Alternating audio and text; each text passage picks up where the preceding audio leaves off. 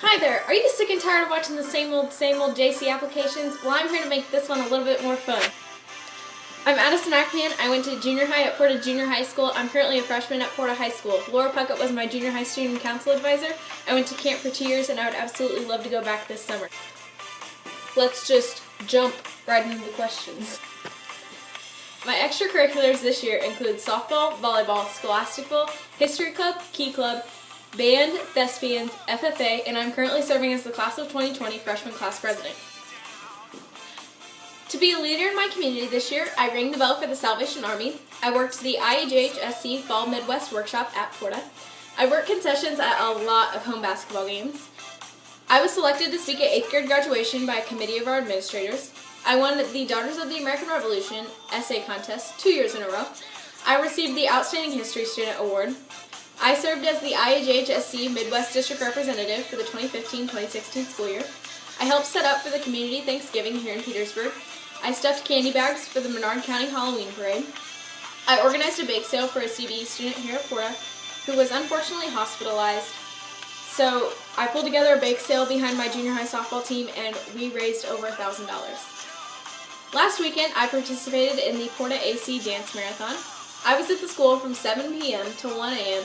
dancing until I couldn't any longer.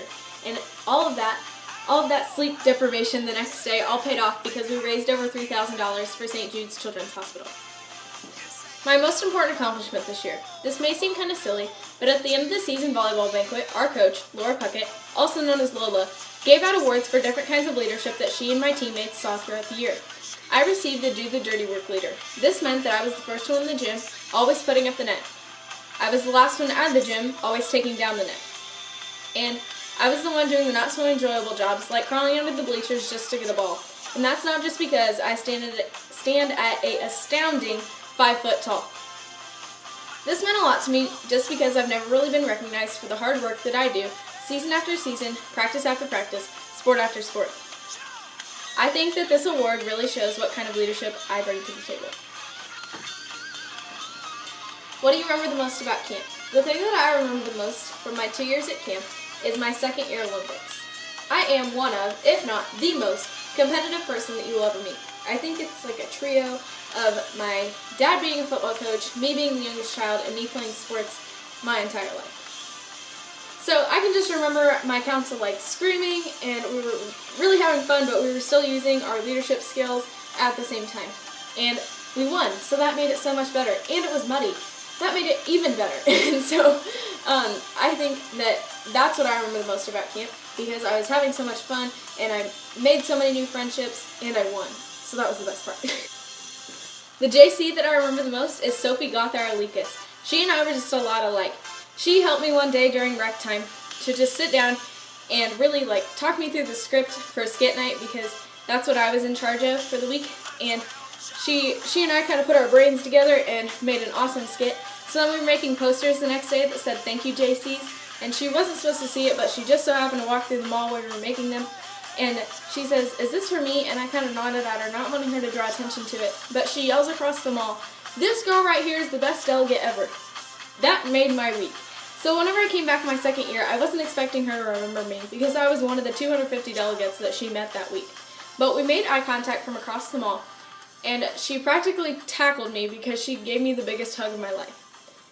She's even impacted my life beyond camp. Right now she's in the Navy, and one of my many career options, I'm not sure what I want to do yet, but one of my many career options is to enlist in the U.S. Army. She and I were just a lot alike.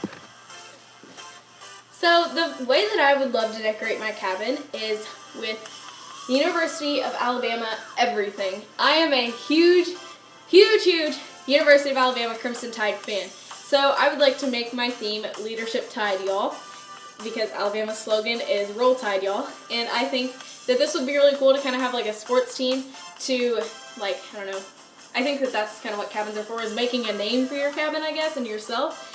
So I think that it's important to decorate cabins because it makes the delegates realize that we go to all this work just for them, and it makes them really feel at home, and it gives them a central idea to kind of band themselves behind. And if I were oh so blessed with a Clemson or Auburn fan in my cabin, my goal as a JC would be to make them an Alabama fan by the end of the week.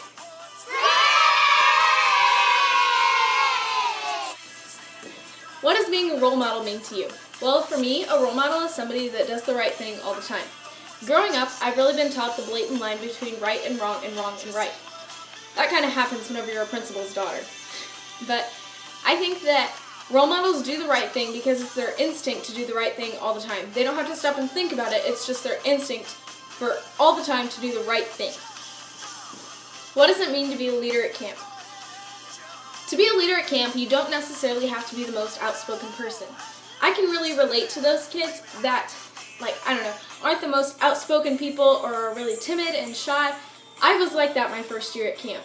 And I had a girl in my council who is a leader to me at camp.